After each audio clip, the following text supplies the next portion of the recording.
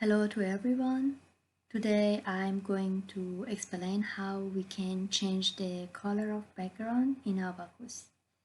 Here, briefly I explain that we can go to View, Graphic Option, and here we have two types of background. The first is solid and the second one is gradient. Go to solid, and here we have different types of color.